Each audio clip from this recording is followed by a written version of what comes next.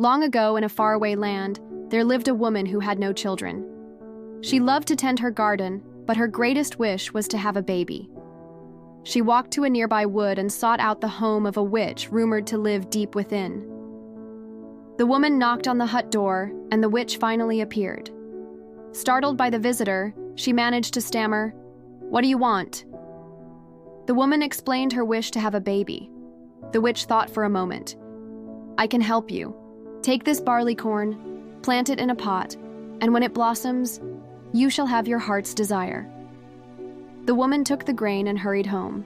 In the morning, she planted the barley corn in a clay pot and placed it by the window. Each day she watered the seed, and after 2 weeks, it sprouted. At first, it grew into a tiny green shoot. Then suddenly the plant grew quickly, stretching up high like a tree. Before long, the woman could see something blooming on the topmost branch. It was a flower, and it glowed like gold. Wondering what lay within, she brought a stool over and climbed up. Then she carefully opened the blossom. Inside, nestled on a bed of velvet petals, sat a tiny girl. No bigger than a thumb, she wore a dress woven from dandelion fluff and a cap made of corn silk. Her hair was spun from moonlight and dewdrops, and she slept peacefully with rosy cheeks and lips.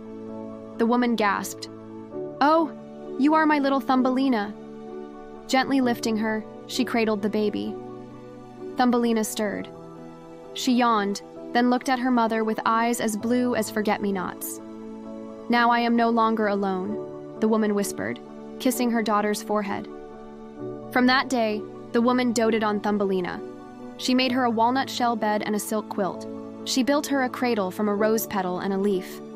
She sang her sweet songs with a voice as clear as a bell. Thumbelina grew happy and healthy.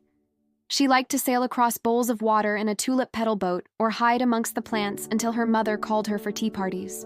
She spent her days laughing and playing, and each night she slept soundly in her cozy bed. But one night while Thumbelina slept, something terrible happened. A great ugly toad hopped through the window, took one look at the little girl and croaked, "What a pretty bride she will make for my son." She swiftly scooped the walnut bed into her mouth and gobbled it up.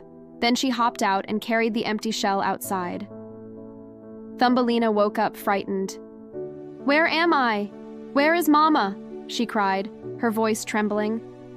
The toad approached her with a sneer. "You will marry my son, whether you like it or not. You shall live in the mud and eat bugs." Thumbelina shook her head. "No, I don't belong here. I want to go home." The toad didn't listen. She left her on a lily pad in the middle of a murky pond and went to wake up her son.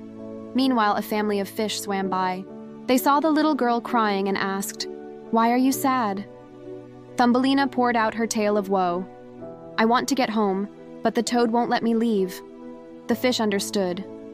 "Don't worry," said the biggest fish. "We will help you." With their strong teeth, they bit into the stems holding the lily pad. It snapped, and the pad floated away from the shore. Thumbelina clapped her hands in delight. "Thank you, my friends." She spent all day floating on the water. She waved to dragonflies, played with water striders, and rode the back of a friendly water beetle until it landed on a stone. Thumbelina stepped off and looked around. She was deep in a dark and scary swamp. Suddenly, a big beetle buzzed down from above. "What a beauty!" he stammered. But the other beetles shook their heads. "She has no wings, no antennae. She is ugly." The beetle lowered his gaze, ashamed. He gently dropped her onto a nearby daisy and flew away. Thumbelina sighed. "I am small and alone, and now it is getting dark. I must find somewhere to sleep." All around her, creepy crawlies scuttled. The air grew chilly, and soon fat raindrops began to fall. She huddled under the daisy, shivering. "How will I survive here?" Just then, a large, lumbering snail crawled close by. "Why are you crying?" asked Thumbelina. "I am so scared. I don't know where to go." The snail suggested, "You may come and sleep under my leaf. I will protect you." She accepted gratefully, and there, snuggled up against the snail, Thumbelina felt safe. They stayed there all night, and the next day too. In the afternoon, Thumbelina decided to explore. She walked along a path until she saw a butterfly with wings like stained glass. "Can you help me find some friends?" she asked. The butterfly fluttered over to a nearby bush and called, "Hey everyone, come and see a girl who is smaller than a ladybug." Soon, a whole crowd of bugs gathered around her. There were beetles and butterflies, dragonflies, and more. They welcomed her warmly and invited her to live with them. For many days, Thumbelina had fun with her new friends. She played hide-and-seek between the blades of grass and rolled in the soft moss. She chased butterflies and watched the dragonflies dart about. The weather was warm and sunny, and she felt happy. But then one day, the wind shifted and the temperature dropped. The flowers wilted, the butterflies hid, and the birds flew away. One night, as Thumbelina snuggled with the snail, she whispered, "It is so cold. I wish I had a real home with a fire and a roof." The snail understood. "You are right. This season is not kind to anyone our size. You must find a place to stay for the winter." Thumbelina shook her head. "I don't know where I could possibly go." Then a field mouse with rosy cheeks poked his head out from beneath the leaves. "Why are you crying?" he squeaked. Thumbelina told him her troubles. "I have nowhere to go." The mouse considered for a moment. "You may stay with me for the winter, but I have 4 sons, and they can be quite clumsy. If anything breaks, you must pay for it." Thumbelina agreed gladly. So the mouse led her to his snug burrow under the floorboards of an old farmhouse. There she could curl up beside him and his sons, and they kept each other warm throughout the long, dark nights.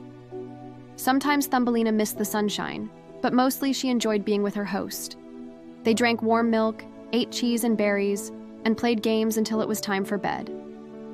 One day, the mouse said, "A wealthy neighbor wishes to meet you." Thumbelina wondered who it could be. She had heard rumors of a mole who lived in a dark tunnel under the farmhouse. "What does he want with me?" The mouse replied, "He says you are just the girl he is looking for." That evening, the mole arrived. Dressed in velvet, he boasted of his dark tunnels and spacious chambers. "I have been searching for a wife, and you are just what I am looking for. You shall be my bride this time next year." Thumbelina trembled. "I don't wish to live underground. I need the sun, the sky, the flowers." But the mouse urged, "The mole is rich. You would be safe with him." Thumbelina knew the mole was only interested in her because she was small. She might fit into his tunnel, but she couldn't imagine living in darkness. She shook her head. "No, thank you. I could never be your wife." The mole grew angry. "You are rude. I am insulted. Don't expect any help from me when spring comes and you need to leave." He turned to go, but stopped at the entrance. "Just wait," he muttered. "We shall see who is laughing then."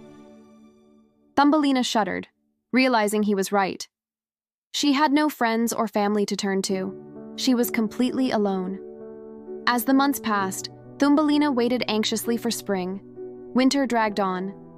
She searched the burrow for cracks in the walls so she could catch a glimpse of the sunlight. But the mole was right. No one offered her any help. Just before the snow melted, the mole approached her again. "Are you ready to marry me?" he asked. "I still refuse," said Thumbelina bravely. "Then you will have to stay here forever." And with that, he blocked the entrance with rocks. Thumbelina cried out, "Help! Is anyone there?" But no one answered. She was truly trapped. Suddenly, she spotted a small crack in the wall. She squeezed through, and it led her to a tunnel. Following it, she emerged outside, blinking in the bright light. At first, she couldn't see anything. Everything was covered in snow. But then the sun shone through a break in the clouds. It glistened on a nearby icicle, and she gasped.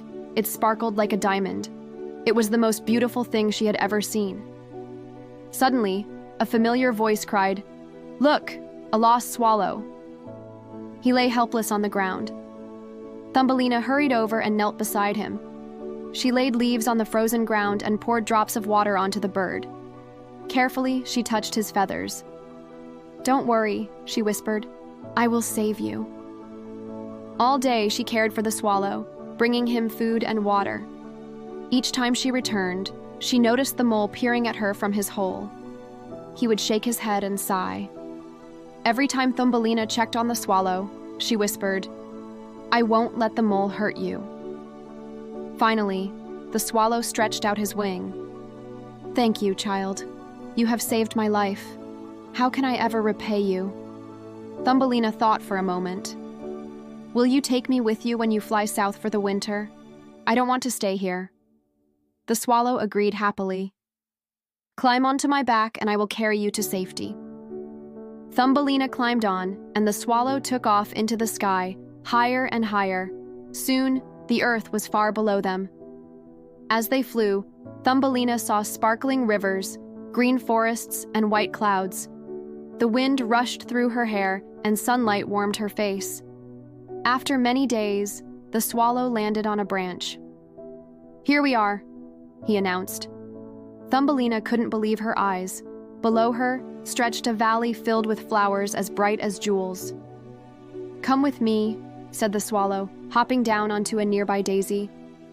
"Here, live flower folk like me. We are small, but we are happy." From the flowers stepped people no taller than Thumbelina herself. They were flower folk, delicate and kind.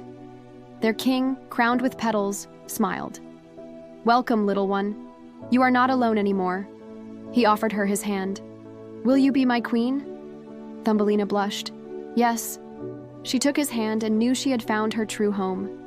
The flower folk cheered and celebrated with music and dancing. Thumbelina joined in the merriment, and the swallow sang joyfully from the roof of the palace.